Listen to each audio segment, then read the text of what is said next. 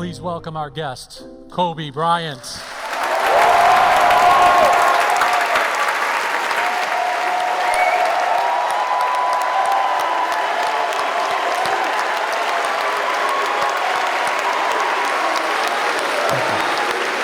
Thank you. Thank you. Oh, man. Man, if I knew college was going to be like this, I would have took my butt to school.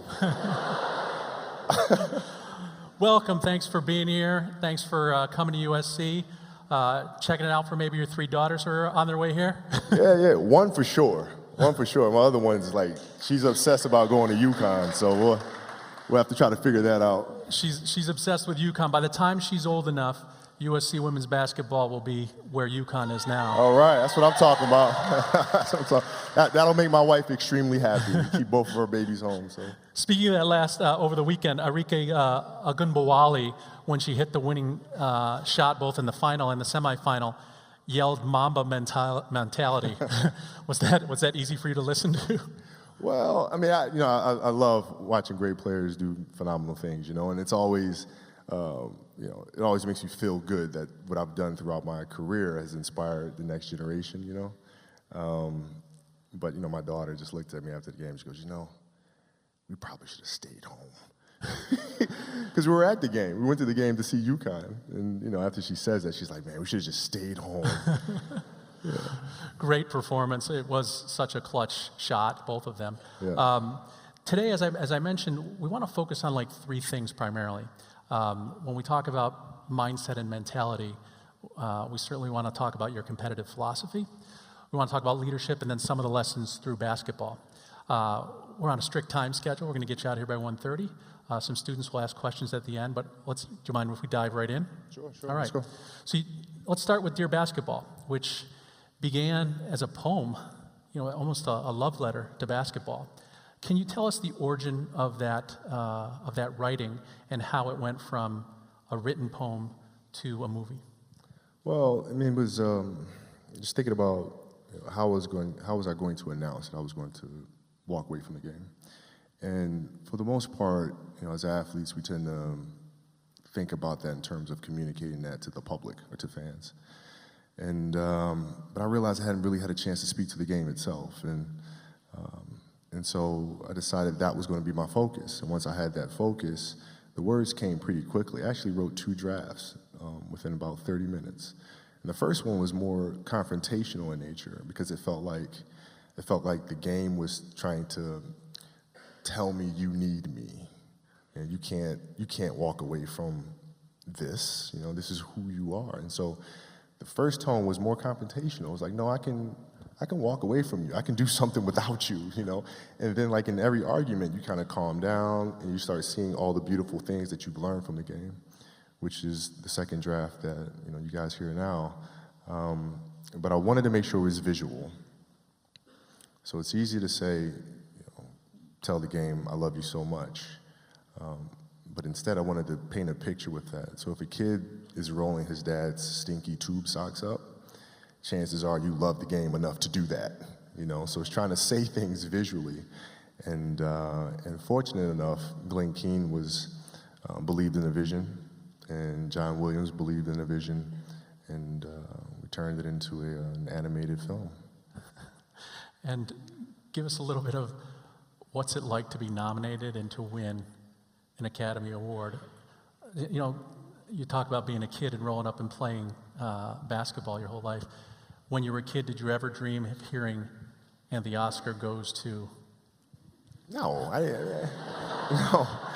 I mean, I grew up in Italy, okay? So, I didn't even know Oscars was a thing. I had no idea, And so, when the nominations came out, we were nominated. It was like, oh, that's pretty crazy. It's pretty insane. And then to actually win it, I remember winning and just looking at my wife and going, what the fuck? It's just like, what? Okay, all right, this happened. All right. And I remember after we won it, we got in the car, and it was like a late night, right? So we out hanging out and stuff, and it's like 4 a.m. And, we're in the car going back, and I look at my wife and I go, now we gotta follow this shit up. We're going to talk about Granity Studios and what projects you have coming, but you're right, you've set a pretty high bar. Yeah, just a little bit. Man, I don't know what the hell. You do what with Glenn Keane and John Williams. It's all downhill after that. It's like, but no, it's been a fantastic experience. It's been wonderful. But even more important than that, I got a lot of funny looks my last year when people said, okay, what are you going to do when you retire? And I said, well, I'm going to be a storyteller. Okay, that's cute. What is that? So, well, I tell stories. Okay, all right, but so when you retire, you're gonna go through different stages. You're gonna be depressed the first week, the second week, and they would tell me this all the time. And so I felt like the nomination was validation that this thing is real, and I can do this. I do have talent other than dribbling and shooting the basketball. I can actually write. Yeah, and so I think that was the most important thing. That is a great lesson. No matter what you do, there's other talents that you haven't nurtured yet that are sort of waiting there for you. Let's talk about focus on basketball, since that was the predominant part of your life. When did you start playing basketball, and at what age did it become your primary focus?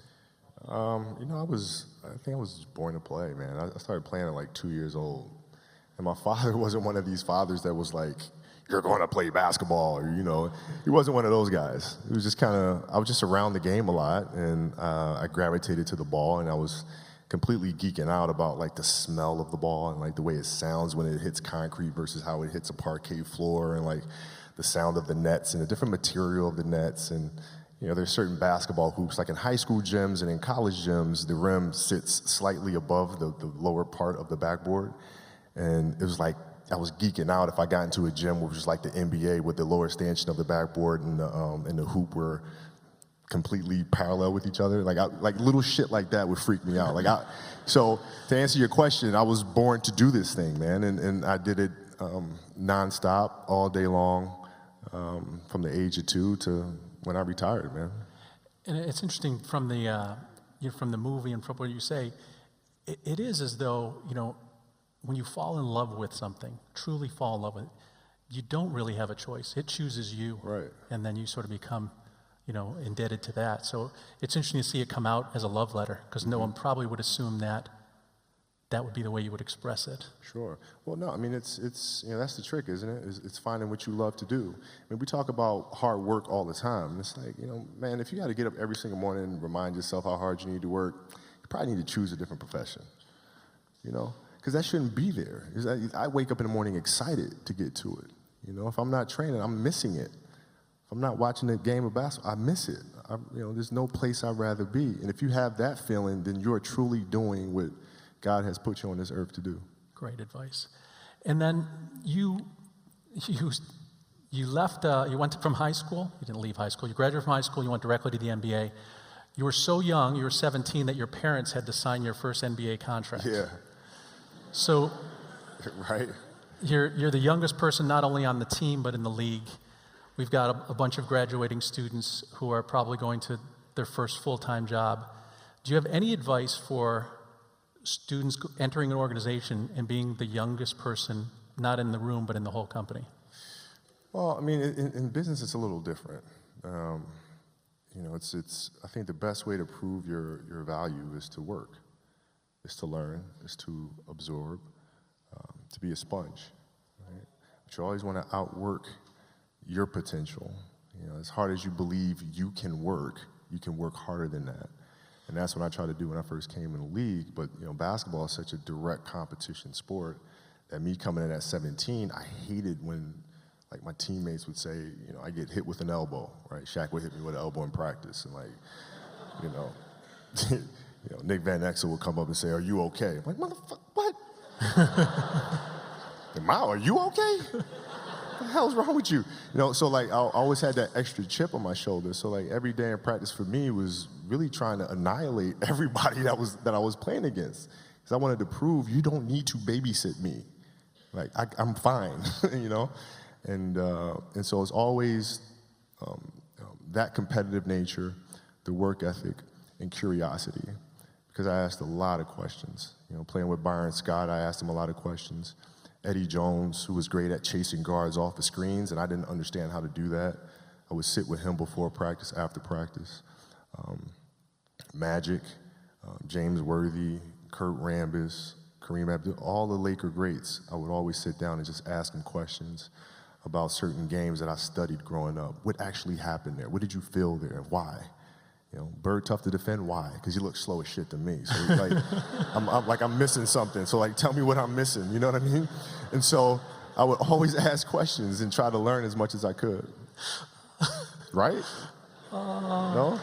Oh, it's a different generation. You guys probably never even seen Larry Bird play, which is, how many have seen Larry Bird play?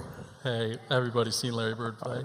That's not a high enough percentage. We got some work to do. They are 18 to 22, so it's yeah, before their time. But I just thought that could be the greatest meme to send to Boston this afternoon. Yeah. Well, my kids have never seen Jordan play, so yeah, that's crazy. They don't know. That's like, crazy. They don't know. It's weird. Let's dive into your mindset, because I really think that you have so many things that translate beyond sports. When we talk about mindset and beliefs, we talk about limiting beliefs as sort of being the ceiling of your potential. How you think about yourself, whether positively or negatively, that's probably what your potential is. How do you stretch your beliefs and make sure you are continually pushing the boundaries of your comfort zone and your capabilities? I just dream. I dream. I have dreams, and dreams is they should be pure. And I think a lot of times, when we're born into this world, we actually wind up going backwards. And it seems like the more we mature, the more responsible our dreams become, and the more governors we put on ourselves and our ability to dream and to reimagine. And it's always a fight for us parents and for you guys to make sure that your dreams always stay pure. And so it's not a matter of pushing beyond your limitations or expectations. It's really a matter of protecting your dreams, protecting your imagination. That's really the key. And when you do that, then the world just seems limitless. And when you set your dreams, a lot of times, especially in business and entrepreneurship, you have a big vision, and people will instantly start asking you how you'll do it. And so what we tell people is don't get caught up with the how, because if you know every step to accomplish your dream, you haven't really dreamed big enough. Yeah. You should know every step of the way, and you'll have a tendency to walk it back. And so I would say, be unrealistic in your dreams as well. Well, let's talk about one game in particular. We're not going to cover basketball highlights because we'd be here for months. But let's talk about one game and how that sort of shatters the notion of what some people might think is possible. In 2006 against the Toronto Raptors, you scored 81 points, which is second only to Wilt Chamberlain's 100 points. No one has really come close to your total since. People have been in the 60s, including you. You went 28 of 46 shooting, 18 of 20 free throws. You scored 55 in the second half and 28 of your team's final 31 points. There's the scorebook above us that shows the scorebook. And the answer to the trivia question, who was the second leading scorer of that game, is? I have no Smush idea. Parker.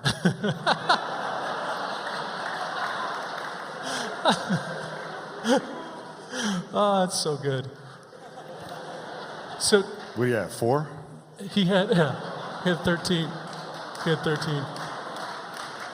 But it was something that if you were watching it, it just kept building. Now you know why I had to score 81.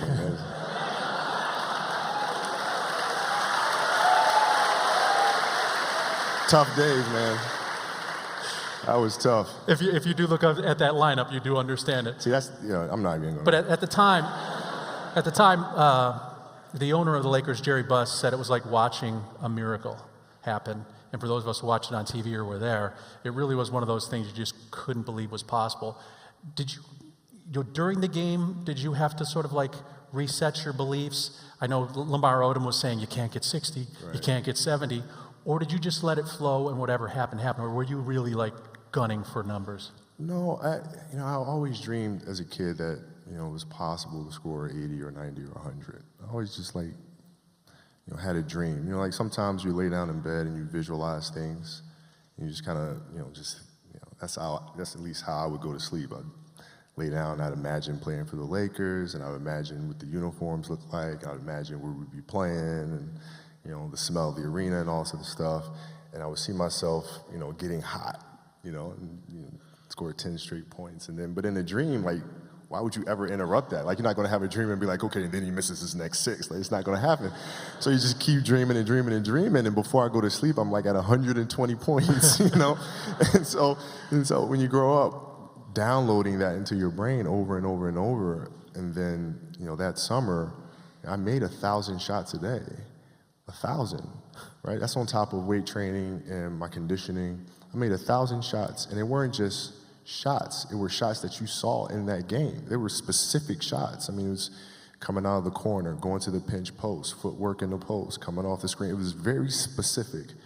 So when you download that into your system and you go out in the court and you're just executing things that you've done thousands of times before, and you have that dream, then that becomes possible. Yeah, everything's been, not choreographed, but it's been practiced so many times that it's second nature. There's why reinvent it? Like, I don't understand that. You go out and play the game, and you're just trying to create something new. No, this is what I do. This is what I do extremely well. You're going to have to stop me from doing that. And if you do stop me from doing that, I have a counter to that. Done. Years later, you watched a replay of that game, and you live tweeted what you were thinking, and I thought that the students would like to see some of your tweets from watching that game. I like to see it because I don't remember what the hell I said. So this is awesome. So it says, watching the game now, I missed easy shots. I could have had 100. Down 14, I'm heating up. At this point, I wouldn't pass a kidney stone. And then lastly... Damn, I should have been a comedian, man. What the hell? And then lastly, I knew I should have got a fresh haircut for this game.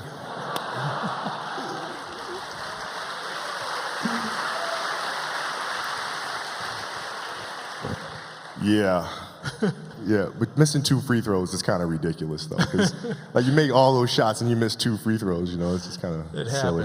It happens. Yeah.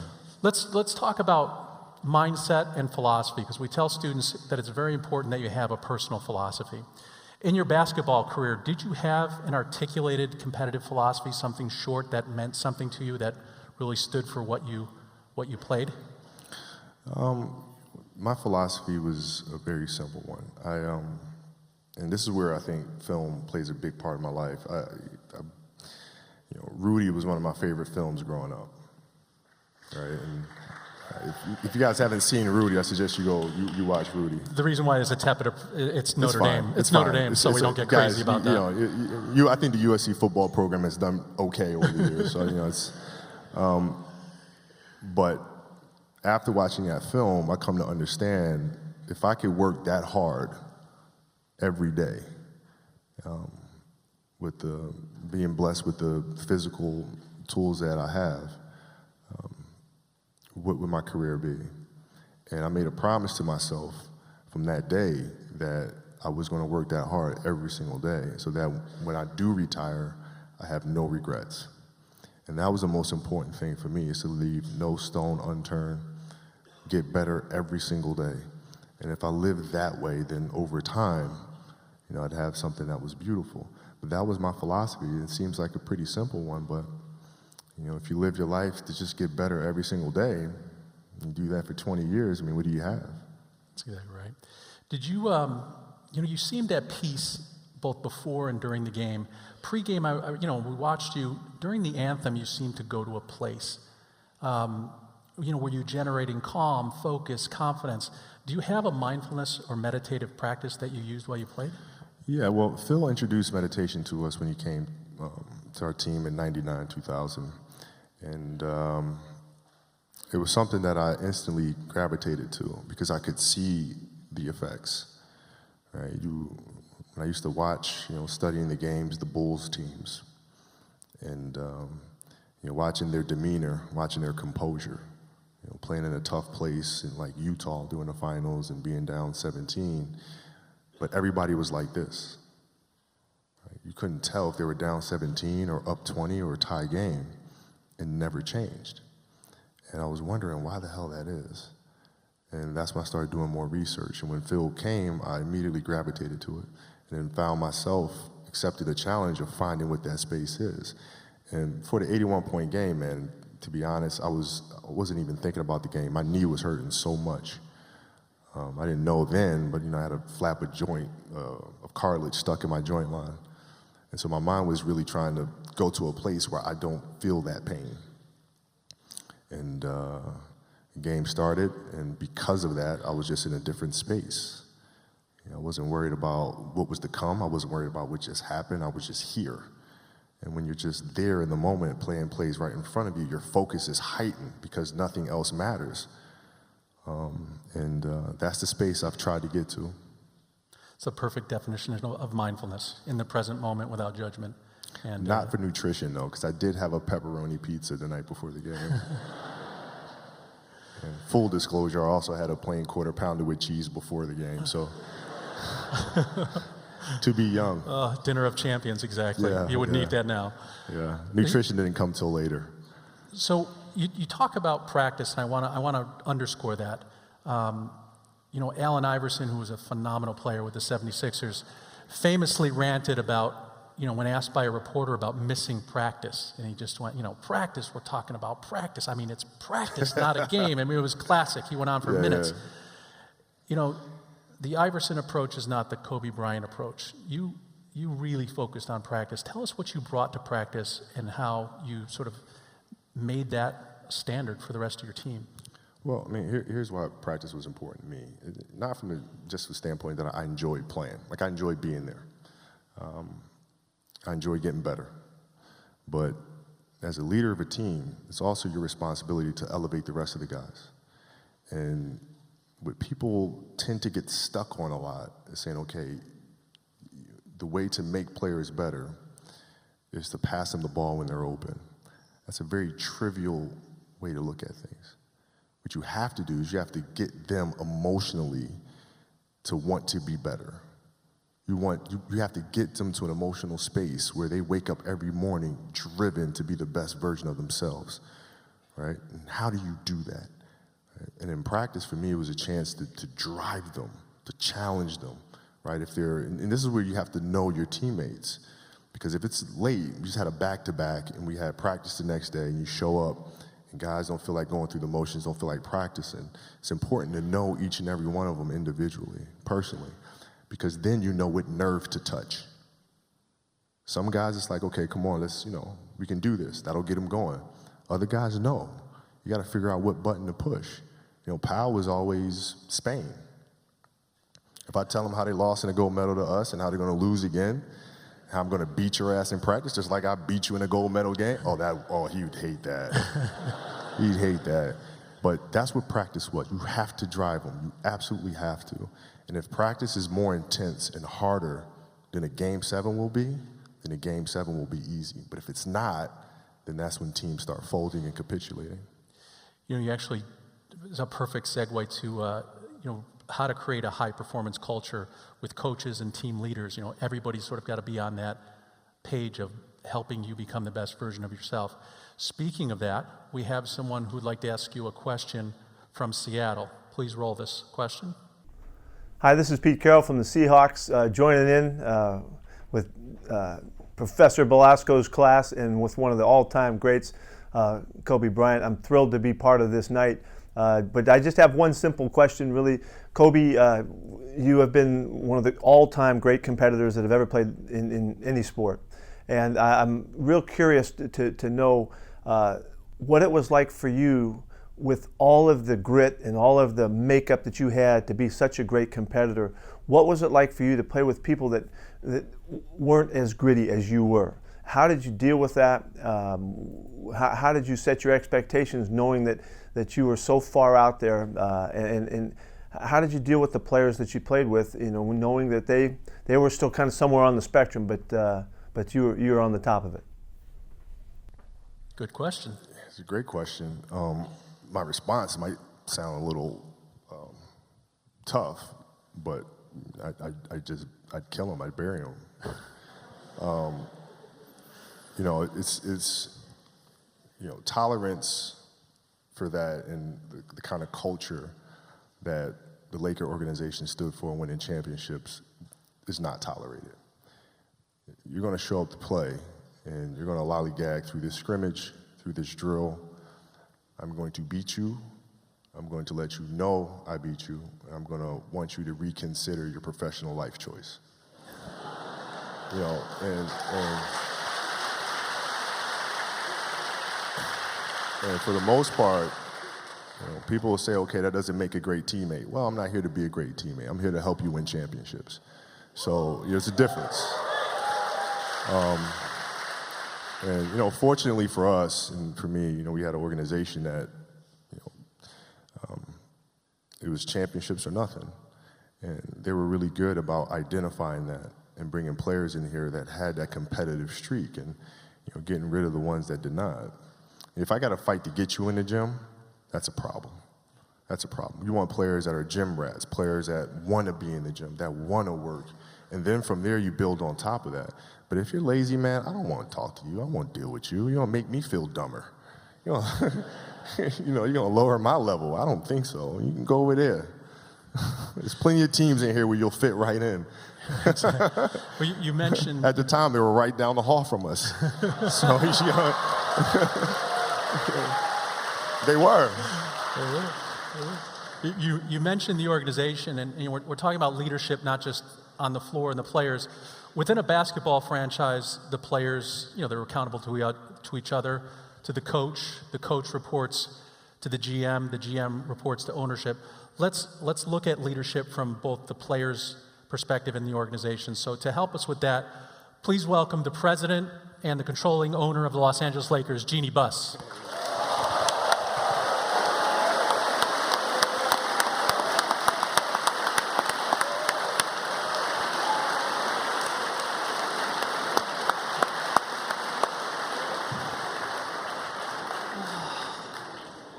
Oh, so good. So good. It's so good to have. I made a call upstairs. I see. Welcome to USC campus. When I heard that you were going to be here, I had to stop by and welcome you and tell you thank you for inspiring another generation. I'm sure everybody's enjoying having you here today. Thank you. Thank you. This is family, man.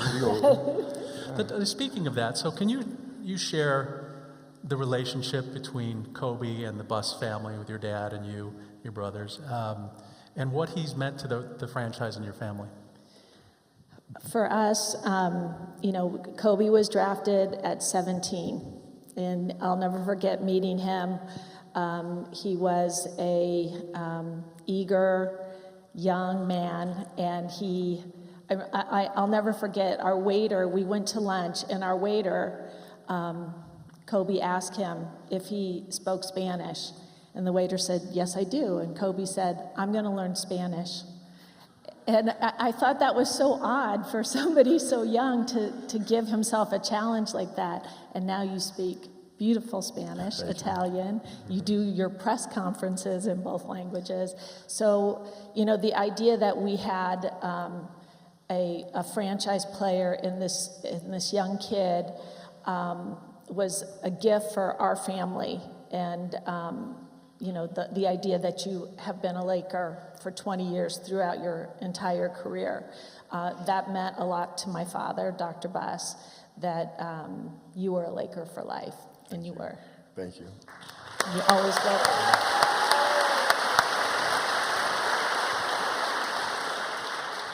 So what changes, we're talking about leadership, and I want you both to answer this. What changes did you notice in Kobe from coming in at 18 to maturing and becoming sort of the leader, not just sort of Shaq and Kobe, but what changes did you notice over time in him? When you have your star player who is the first one at the gym and the last one to leave, it sets the bar for everybody else. He made my job so much easier because of his leadership. I don't think he ever really gets the credit for the amount of work that he puts in because he made it look effortless. And, you know, sometimes, you know, his teammates would get a little frustrated with you because you did set the bar so high. But that's what made the Lakers great for your tenure as a Laker. And we miss you.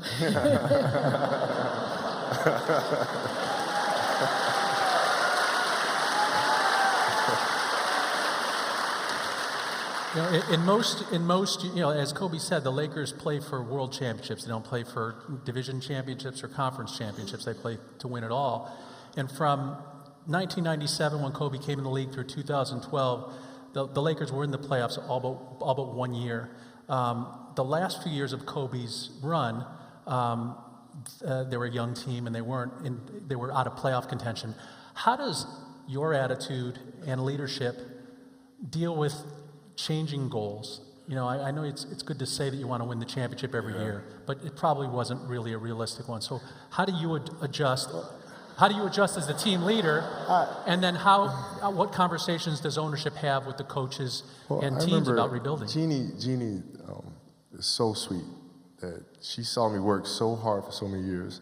And the last few years, her and Rob, who was at the time my agent, called me and said, listen, we are so sorry for what happened to this team. We're sorry that we don't have, seriously, it's like we're sorry we don't have a team around you that can contend for a championship. I mean, you know, so we can make a few calls and get you on a contending team if that's something, because we just feel horrible about seeing you going out there and struggle. Remember this?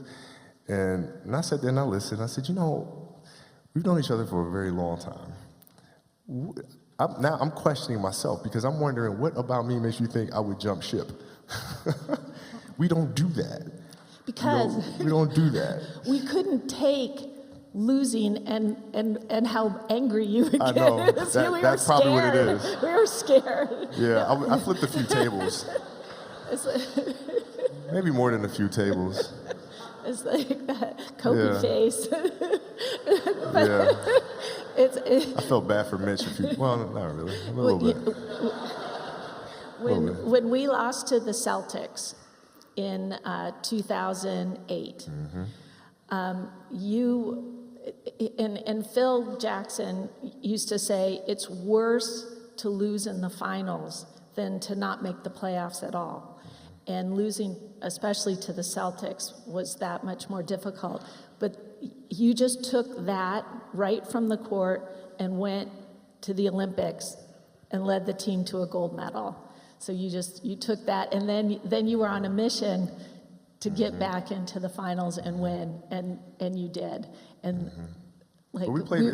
But to me, it's fan. Like it's not like the Lakers. I've been a Laker fan since 5 years old, man. I know the Laker history all the way from Minneapolis all the way to where it is today, right? So it's in my blood. And this family, her father, believing in me and standing by me and also stuff. Like I'm not gonna go anywhere. Like this is home to me. You know, we work through this stuff together. And like, you know, as a leader, you gotta be able to take the good with the bad, man. You can't just because the ship's sinking, all of a sudden I'm gonna jump off and swim to another ship like that. You don't do that. Right? If you can win championships in front of everybody, then you could miss the playoffs in front of everybody. You gotta be able to take both sides of it.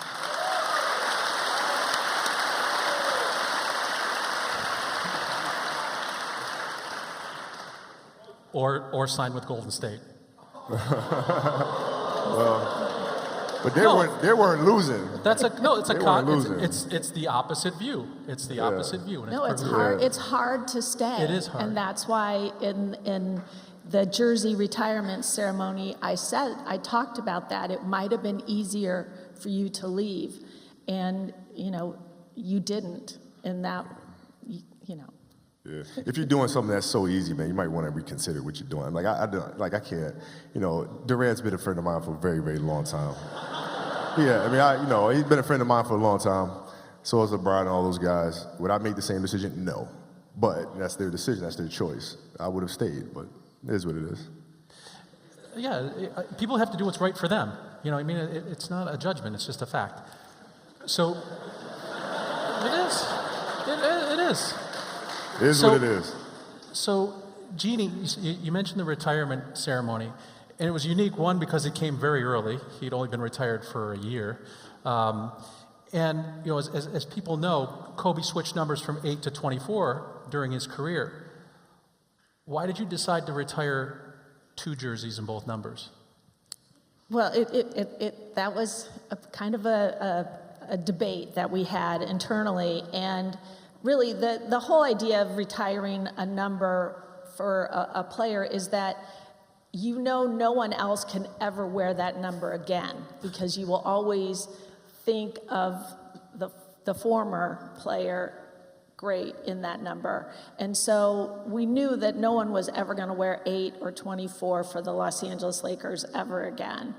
But if you took the body of work of Kobe wearing number 8 and Kobe wearing number 24, both of those players would qualify to be on the wall, and he just happened to be one who had such an amazing career. He deserved to be up there twice.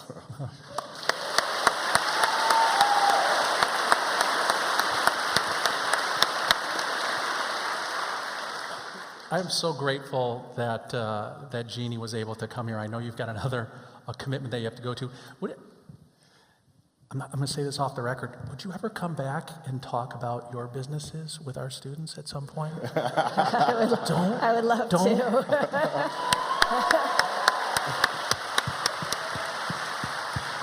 Let's thank Jeanie Buss for coming by. Thank you so much. Thank you so much. Jeanie Buss.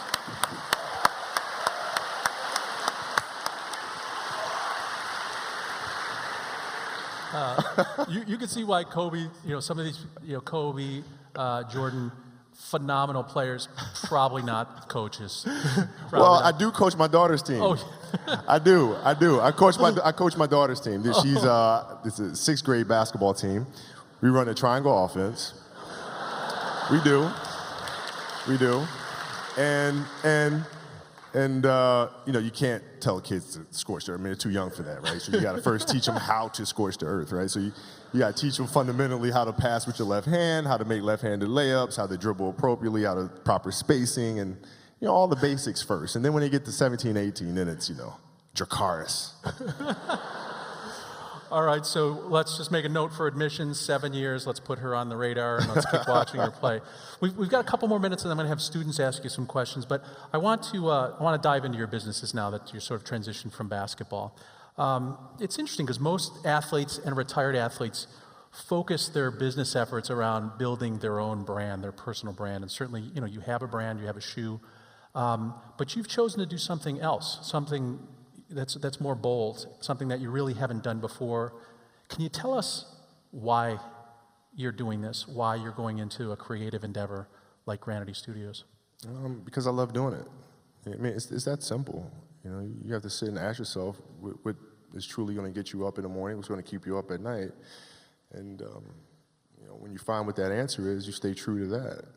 I've built a brand for the last 20-some years, personal brand, which is great. But that is not where our focus is going to be for the next 50 years. Right? It's what we are doing now. Are we taking a big risk? Yeah. But I think that if we focus on one thing and do that one thing exceptionally well, we won't fail at that one thing. So sometimes you got to put the other stuff to bed and focus on what you believe is the core of the company, and that always starts from what you love to do the most. So let's focus on Granity. Bryant Stiebel Partners is primarily a venture fund, invests in early stage and growth stage companies. Your partner, Jeff Stiebel, very experienced investor.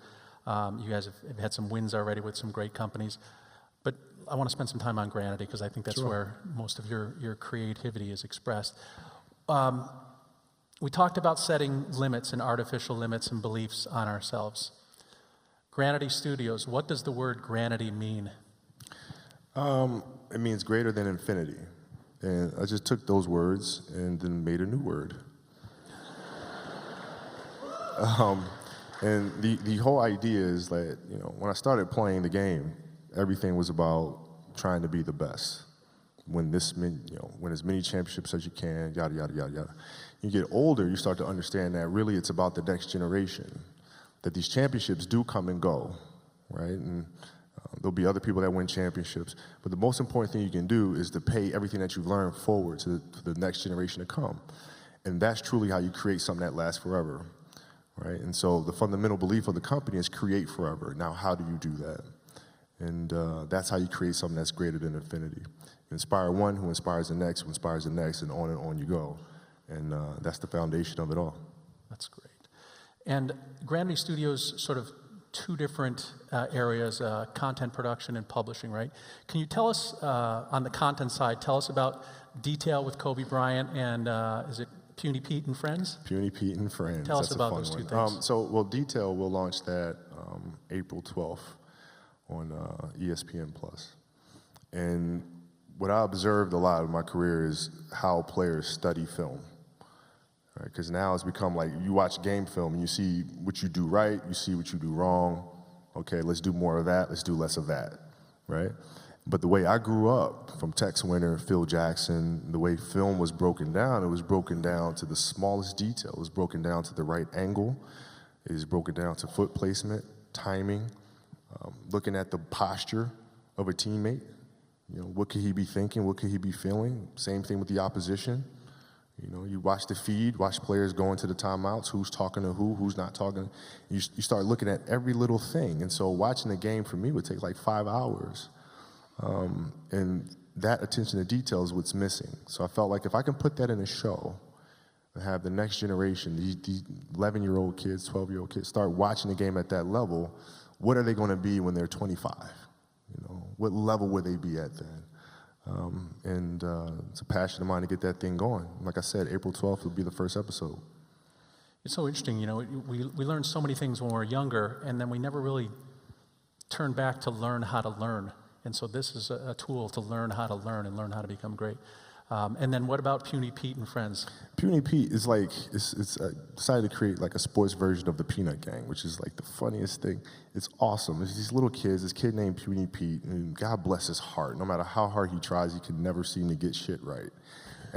But he tries and tries and tries and tries. And it's a podcast. And what I wanted to do with a podcast is, you know, typically you hear a person talking, and then the podcast almost becomes white noise because you kind of hear somebody talking, and then you gotta do that. Did you pay attention? But what I wanted to do is take it back to, you know, where there was no TV, and sports was telecast on the radio. And so we have these two characters, Clark and Kimberly Spice, and they're the announcers. So they're our vision into the world, and so they want to grow up to be the greatest announcers ever. Right? And so they're commentating on what it is that we see, and you have these kids that are out there playing all of these sports, baseball, football, basketball. And it's really about the relationship between them all and about the power of dreams and success and failures. And it's a series about their journey, but it's fun. And it's a podcast, right? Podcast. Yeah. And on the publishing side, I've heard that you have like 9 different novels in development. Can you tell us what realm they're in? And what role do you play in generating the characters and the content? It's YA, and it's all sports and fantasy. So, having kids, if I try to tell my daughters you have to work hard and all sorts of stuff, like they just kind of look at me like, yeah, Dad, yeah, we get it. And they just kind of go in one ear, go out the other. So I've had to start trying to figure out how to seed that into stories, into content, into short stories, right? Stories I can read to them at bedtime. And then that's when the messages would sink in, because they pay attention to a character more so than they would pay attention to what the hell I'm saying, you know? But I trick them because I wrote the story, ha ha ha. And so that's where this whole idea kind of started. And from there, I just started kind of outlining different characters and creating an entire world that's centered around sports and fantasy and magic. And the first novel series that we'll release is called Rollaby Wizenard. And it's a magical coach that comes in to teach these kids the magic that's within them and use fundamentals of the game and the emotion within each character and how they navigate those emotions to reach their full potential. Those are universal themes. It sounds like you're sort of using the Disney model. You're building a studio in Orange County. Yeah. Getting Hollywood talent to come down there and join you. Well, we need great writers, editors. If there's anybody in here in this room that fits that bill. We're in Costa Mesa, so anybody that loves sports and loves story and loves fantasy, so it's got a home for you. You know, we just happen to have the #1 cinema school in the world, probably the most storied athletic heritage in all of college sports, great business school, great engineering. So I think there'll be plenty of people that will probably be joining you at Granity. Awesome. And I'd like to, before I turn it over to the students to ask questions, I really find it fascinating that you have sort of immersed yourself in something that is, very different than professional sports. it hasn't really been done before, and that I hope you feed your creative side through Granity like you fed your competitive side through sports. Thank you. And I just wish you all the best. Thank you. Thanks. Thank you.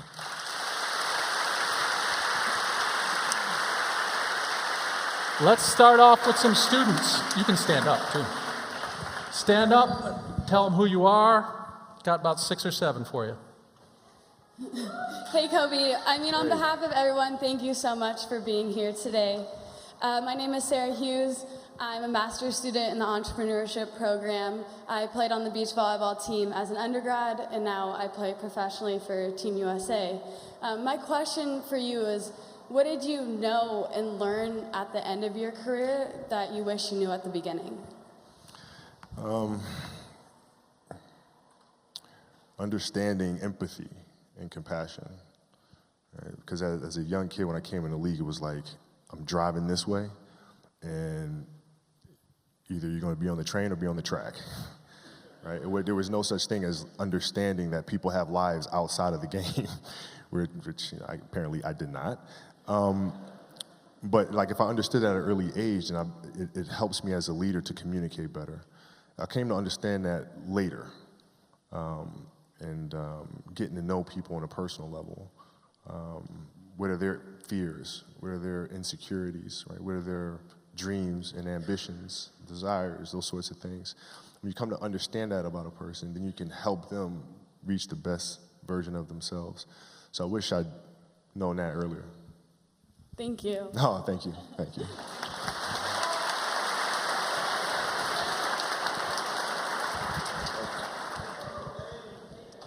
What's up, Kobe? How you doing? What's happening? I'm Jordan McLaughlin. I'm a senior here, working on my master's in communication management. I played on the USC basketball team here. My question for you is, I'm preparing for the NBA draft right now. Mm-hmm. So what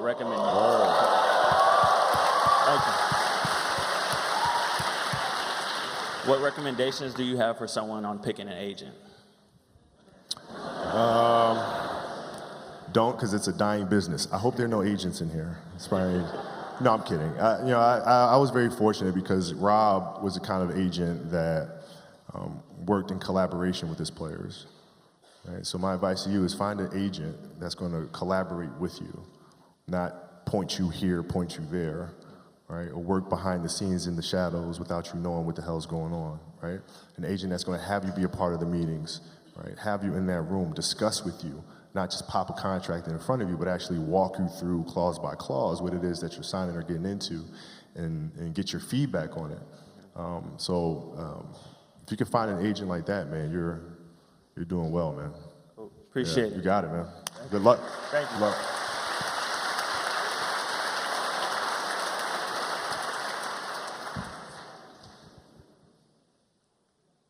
Hi, my name's Waverly. I'm a senior majoring in international relations and global business.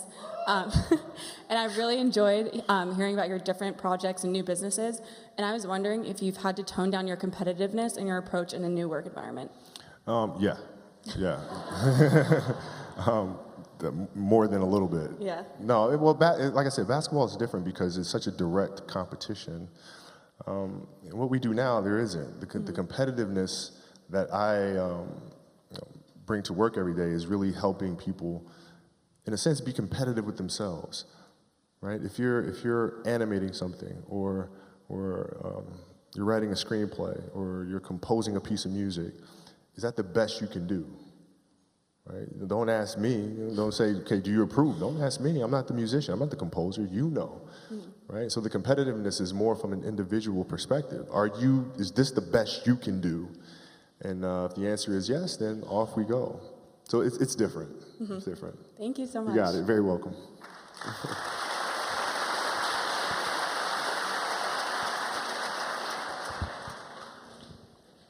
Hi, Kobe. Hey. My name is Victoria Yarrick. I'm a junior.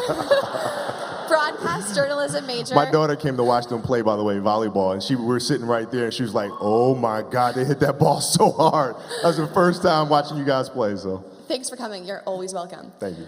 My question for you is, players like Kevin Love and DeMar DeRozan are coming forward sharing their stories about mental health. What is your take on this, and why is it important that elite athletes join in on this universal conversation? Well, that's a great question. I think it's important for athletes to own what it is that they're going through. It's awareness, right? I think a lot of times we try to tell children, tell young athletes in particular, that if you have those thoughts and those feelings, that's weakness, that's bad, you shouldn't be feeling that, which then causes them to, right, feel some type of way about themselves, right? They carry that around with them for the rest of their lives. And I think the most important thing is for us to be aware of what's going on in here. Not that it's bad, good, or indifferent, but it's awareness. And once you're aware of it, then you can choose to walk hand in hand with it, or you can choose to fight it, but you're making that decision. If you just can constantly bury that in the distance, then it starts festering, and it comes up in different ways and manifests itself in different ways. So I think it's unbelievable what DeMar and what Kevin are doing, and hope to see more of it. Thank you. You got it. You got it. Pleasure. Thank you.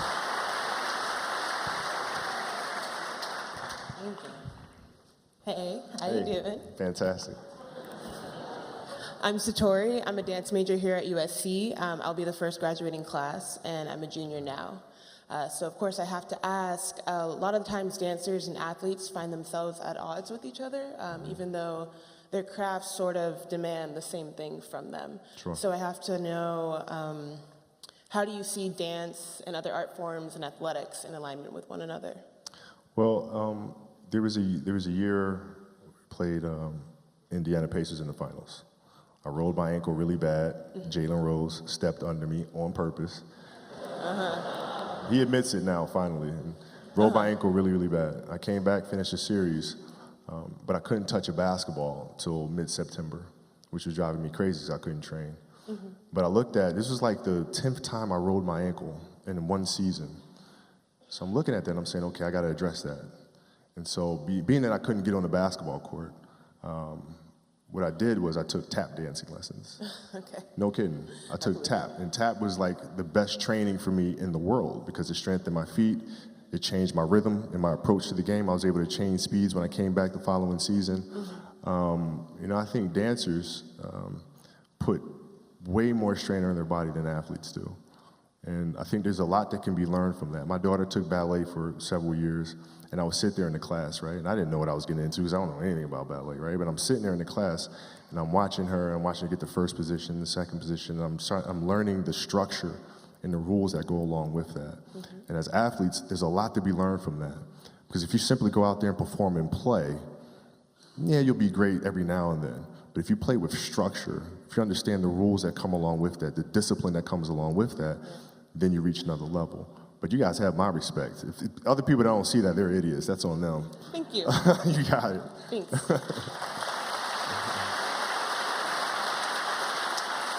By the way, I was a horrible tap dancer, by the way. That Mamba mentality didn't translate to that shit, man. How's it going, Kobe? Good, man. How you doing? Good. So my name is Malik. I'm a senior studying communication. I'll be earning my master's in communication management. I'm on the football team. So I was just wondering, what is the most important thing that I can take away from football that would translate into my life after sports? Well, I mean, it's different for everyone. You know, I think for me it was the discipline, the teamwork. I mean, I think teamwork's the most important thing. In the sense of, you know, sports is a place where you can have so many different ethnicities, people from different religious beliefs, political beliefs, but you're all grounded with one focus of achieving one thing, right? So being able to put those things to the side to accomplish a goal. And that's one of the strongest lessons I think you should take from team sports. Thank you, appreciate it. Man. Good luck to you.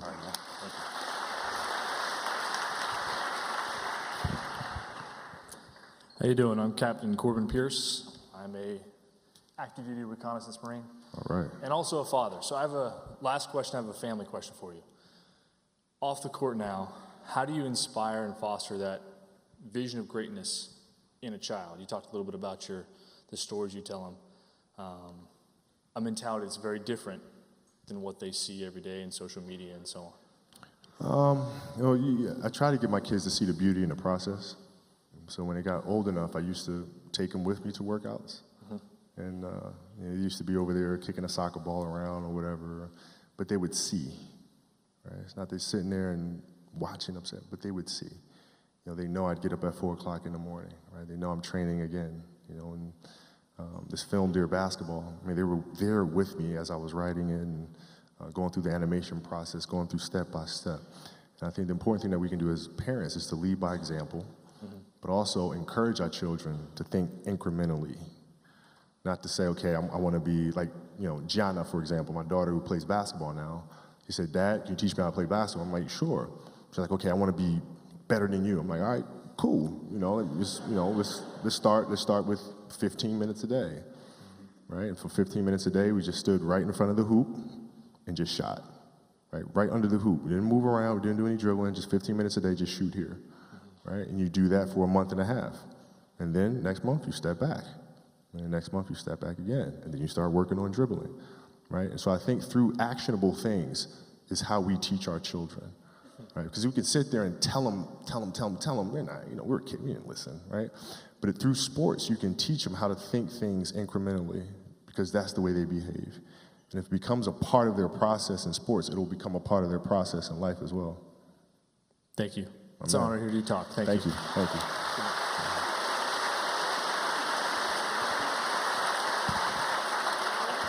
Yeah, amazing questions. Great questions. Imagining you training your daughter to play basketball, I sort of thought of the Karate Kid and Mr. Miyagi. Just do this wax one on, thing. wax off. Just do this one thing for a month. So for a month, his daughter's just shooting like 3-foot bunnies from That's the front it. of the rim. That's it. It's been a great time. I told you, and speaking of Corbin's last question about parenting and Mamba mentality, I want you to share why we promised to get you out of here and what you have to do today. What's your other obligation? Oh, because I don't like being second in carpool line. No, I'm joking, but I'm really not. No, my schedule's always the same. I get up super early, I write, I work out, I take the kids to school, and I go to the office, we work more. And then every day, I'm there in carpool to pick up my baby from school.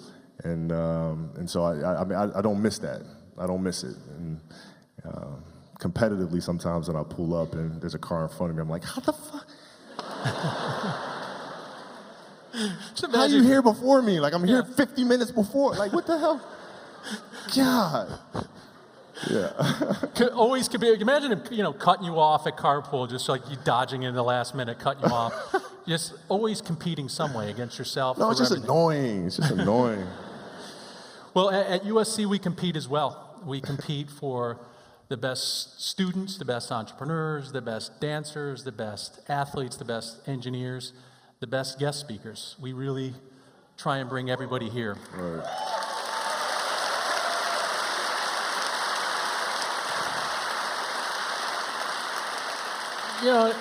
It's sort of interesting because he went directly from high school to the pros, technically he has eligibility left. He does.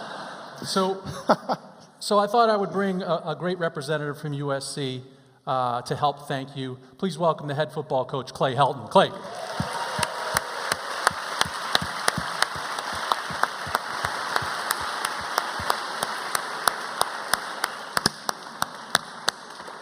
You would be the prettiest whiteout on the face of the planet. I know that. Well, Kobe, thank you so much. Thank you for what you've done for the city of Los Angeles, for what you have done for this Trojan family today. I'm going to tell you, the greatest gift you can give somebody is your time, and you gave your time today into your mindset.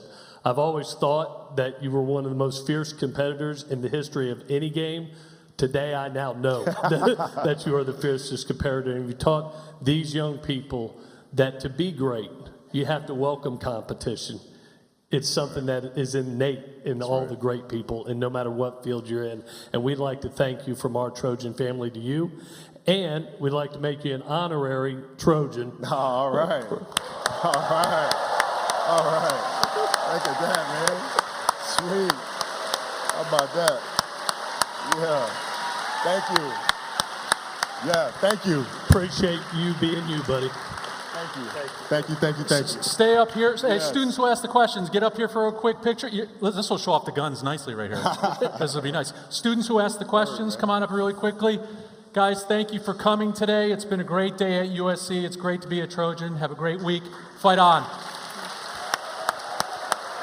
Thank you. Thank you, Kobe.